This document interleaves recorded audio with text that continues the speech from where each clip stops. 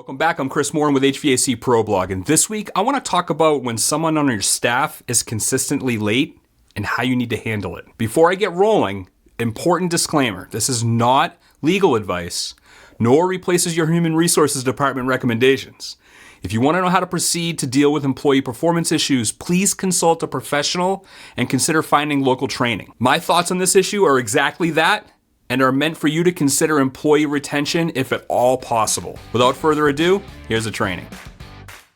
All right, with the continued shortage of labor in the HVAC industry and no light in the near future, I've heard managers and owners say they've never had to deal with more employee issues than ever before. It really seems like these people know that they're not expendable at the moment, and some take advantage of that situation. For those, I have no remorse, and you should stop this behavior as quickly as possible before it impacts employee morale and impacts your organization's culture. I tend to hear the argument, but how can I replace this person? To which I say your best employees will leave when your culture goes south. However, sometimes there are real, treatable issues when someone is consistently late for work, particularly if this is out of character for someone in their past. If you treat employees like the people they are and think of their families or even your own business by helping them, you will save not only an employee, but possibly their relationships and their careers.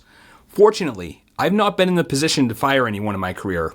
Although early on, when I did not have the responsibility, I did not have nearly the patience and certainly did recommend it. I think the first step is to find the root cause of the problem, and this can prove to be challenging. Usually, if you have a great culture in your company, another concerned employee will try to address this much earlier than the time it reaches your level or even brings the concern to your attention. But sometimes you're the only other person, so a frank conversation in private is probably your best option. Be sure to cite specifics, give dates and times of being tardy, along with any other concerning behavior like the quality of their work or even their appearance. Next, be genuinely concerned and want to help them. And of course, don't let their lateness for work become chronic before addressing this issue, as by this point, your entire organization knows what's being tolerated. You need to hold them accountable to the standard that you set during their onboarding when you hired them. This standard should have been communicated for your employee during their recruiting, their hiring, or onboarding process. By setting the expectations, it can be easy to explain where their current conduct differs from the standard that you guys agreed upon. When explaining the delta between performance and the company standard, like showing up for work on time, I found involving the person in their solution is a popular, successful approach. After an agreeable discussion about the delta in performance, ask what the company can do to help them meet the standard.